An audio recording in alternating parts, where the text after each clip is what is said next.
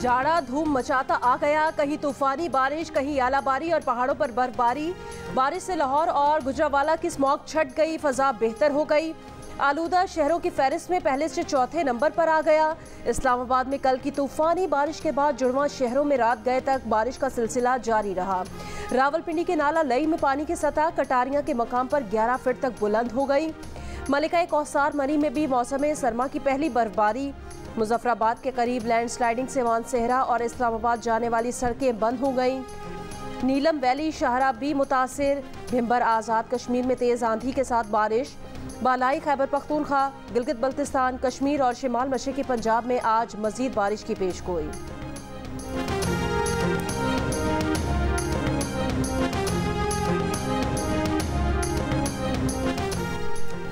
पंजाब के जिला गुजरांवाला, हाफिजाबाद और नारोवाल में स्मॉग की सूरत हाल के बायस दफ़ा 144 के तहत हेल्थ एमरजेंसी नाफिज। आज स्मार्ट लॉकडाउन नाफिज। गुजरांवाला में कल स्मार्ट लॉकडाउन लगाया जाएगा। जुमेरात को पंजाब में स्मॉग से मुतासिरा 46,492 अफराद रिपोर्ट हुए। सिर्फ लाहौर से स्मॉग से मुतासिरा मरीजों की तादाद 1,766 रही। M4 फैसलाबाद मुल्तान मोटरवे और M5 मुल्तान सक्खर मोटरवे पर शदीद धुंध। सियासी जमातों को जलसों की इजाज़त इंतजामिया से मशरूत। सैनेटर्स और बल्दियाती नुमाइंदे इंतखाबी मुहिम चला सकेंगे।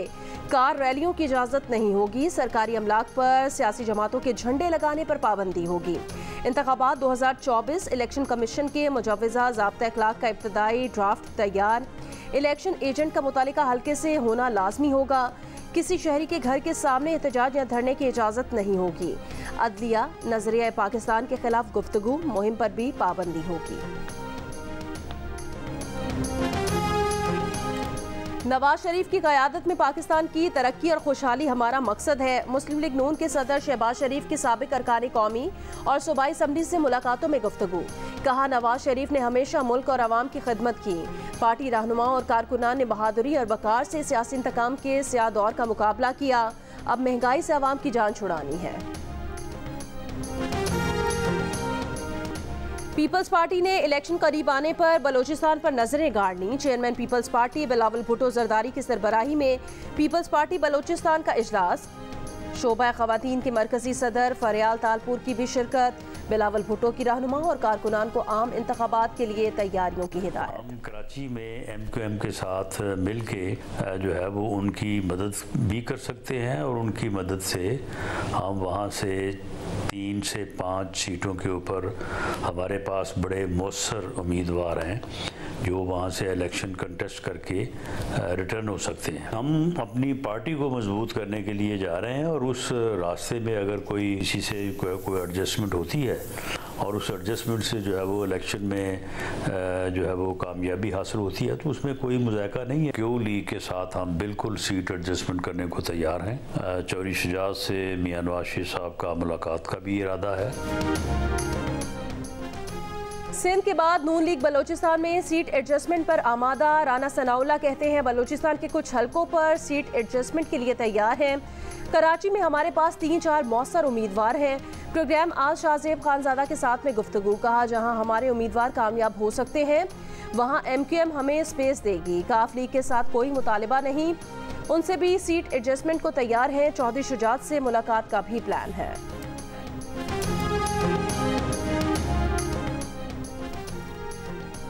पीपल्स पार्टी के खिलाफ सरकारी इस्तबल के करीबुल मर्ग घोड़ों की मंडी नई बात नहीं है। किसी एक सियासी मुखालिफ में पीपल्स पार्टी का तनहा मुकाबला करने की हिम्मत नहीं। Secretary general peoples party Nayyar Hussain Bukhari का मुखालिफिन को जवाब। कहा, कौम रियासत पर हमलावर लोगों को मुस्तरद करके तारीख के कूड़ेदान में फेंकेगी। वोट की ताकत से पीपल्स पार्टी पार्लियामान में अक्सरियती पार्टी बनेगी। बिलावल वजीर आजम होंगे।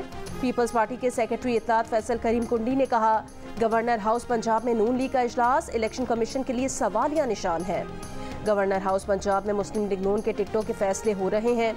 इलेक्शन कमीशन अपने इख्तियारात का इस्तेमाल करे। PTI की 3 साला हुकूमत के दौरान चेयरमैन PTI की फ्रंट पर्सन फरद शहजादी उर्फ फराह गोगी के ज़ाहिरी और गैर ज़ाहिरी असासों में 4 अरब 52 करोड़ रुपए के इजाफे का इंकशाफ। तहकीकाती इदारे की रिपोर्ट में कहा गया कि फरागोगी के ज़ाहिरी असासों में 420% तक, जबकि गैर ज़ाहिरी असासों में 15,300% का इजाफा हुआ। मुबैना करप्शन की कहानी में मुतादिद कंपनियों के शेयर्स, मनी लॉन्ड्रिंग और बैरून मुल्क जायदादों की तफसीलात भी शामिल हैं। तर्जुमान तहरीक इंसाफ ने फरत शहजादी को गैर मुतालिका किरदार करार देकर उससे दूरी इख्तियार कर ली। कहा, फरत शहजादी के हवाले से तहरीक इंसाफ को प्रोपेगेंडा का निशाना बनाया जा रहा है। मजमूम सियासी अज़ाइम के खाक में मिल जाने के बाद टेस्ट ट्यूब सियासी जमातों से वाबस्ता किरदार कौम की आंखों में धूल झोंकने निकले हैं। इनकी ऐसी मायूस कुन कोशिशें नाकामी और मजीद मायूसी का सबब बनेगी। अफसाने तराशने की बजाय किसी का कोई जुर्म है तो अदालत में साबित किया जाए। जो काम 200 के करीब झूठे मुकदमात ना कर सके वो करप्शन के फर्जी किस्से और कहानियों से भी ना हो सकेंगे। पैसे घर में आ रहे थे, तिजोरी अपने घर वाली के पास थी। घर में अगर तिजोरियां भरी जा रही हो और कोई ना पूछ रहा हो तो इसका क्या मतलब है कि आप शामिल हैं इस काम में, इस बेईमानी में, इस करप्शन में आप शामिल हैं। माशाल्लाह वो जो जनरल साहब थे, जनरल फैज साहब, उन्होंने अपनी पे ही रही थी। ये जो सारे बंदे अंदर करा रहा था, कौन करा रहा था? जनरल फैज ने कराया मुझे अंदर। जनरल फैज ने पर्चे कराए जहांगीर पे। जनरल फैज ने इंक्वायरियां करवाई नैब की आमिर कैनी के खिलाफ। क्यों करवाई?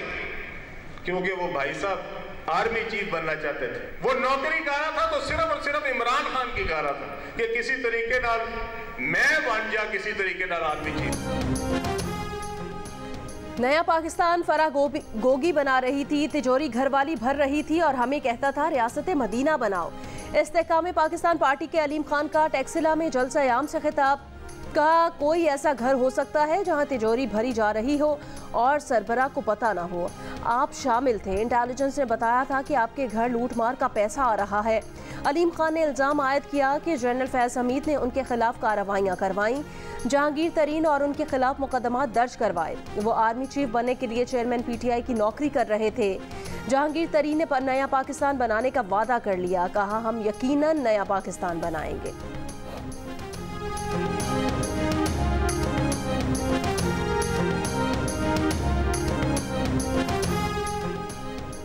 मुस्लिम लीग नून के रहनुमा अताउल्लाह तारड़ ने कहा कि उस्मान बुज़दार डमी वज़ीर आला थे। फरत शहजादी और उनके खावंद एहसन जमील गुज्जर पीछे बैठकर मंसूबाबंदी करते थे।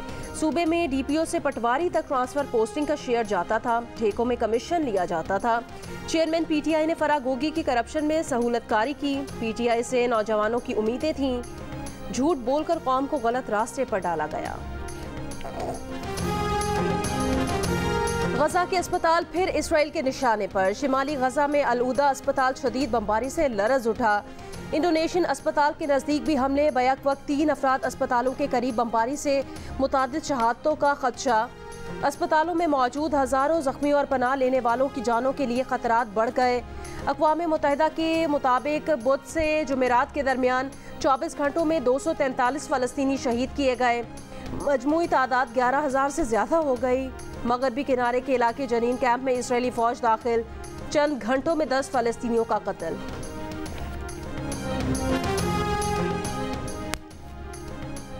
इसराइल शिमाली गजा में इंसानी मकासद के लिए जंग में रोजाना 4 घंटे के वक्फे पर रजामंद। अमरीकी कौमी सलामती के जॉन कर्बी ने जंग में वक्फा अहम इक़दाम करार दे दिया। बताया कि इसराइल आज से रोजाना 4 घंटे के वक्फे का ऐलान 3 घंटे कबल करेगा। इस दौरान गजा में कोई फौजी ऑपरेशन नहीं होगा। इंसानी इमदाद गजा में पहुंचाने और शहरियों को मुतासिरा इलाकों से निकलने का मौका दिया जाए। जॉन कर्बी ने कहा कि अमेरिका चाहता है जब तक इंसानी बुनियादों पर इमदाद की ज़रूरत हो वक्फा जारी रहे। ईरानी वज़ीर ख़ारजा अमीर अब्दुल हियान ने कतरी हम मनसब के साथ गुफ्तगू में कहा, गजा में आम शहरियों के खिलाफ जंग की शिद्दत की वजह से जंग के दायरा कार में तोसी नागुज़ीर हो गई है।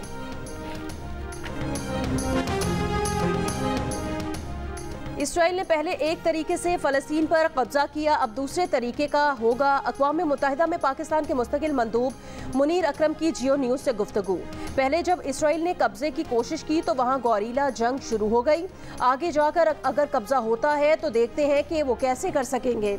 कहा, इसराइल के शिद्दत पसंद लीडर्स चाहते हैं गजा और मगरबी किनारे में मौजूद फ़लस्तीनियों को निकाला जाए। इसराइल के शिद्दत पसंद लीडर्स चाहते हैं कि इस खित्ते पर कब्जा करके ग्रेटर इसराइल बनाया जाए। मंदूब ने कहा कि जो सूरत हाल कश्मीर में है वही सूरत हाल फ़लस्तीन में है, इसलिए हमने फ़लस्तीन के मामले पर लीड ली है। इसराइल पर दबाव डालने के लिए पाकिस्तान OIC में तजावीज़ पेश करेगा। क्रिकेट वर्ल्ड कप में आज जनूबी अफ्रीका का मुकाबला अफगानिस्तान से होगा। मैच अहमदाबाद में पाकिस्तानी वक्त के मुताबिक दोपहर 1:30 बजे खेला जाएगा।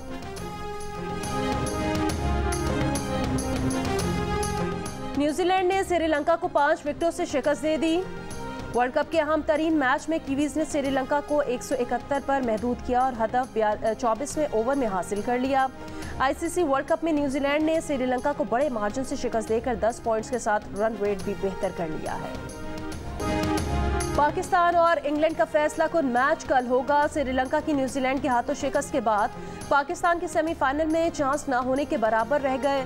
वर्ल्ड कप का सेमीफाइनल खेलने के लिए पाकिस्तान का अब आखिरी अगर इसे क्वालिफाई करना है तो पहले बैटिंग ही करनी है और इंग्लैंड को कम अज कम 288 रन के मार्जिन से हराना होगा।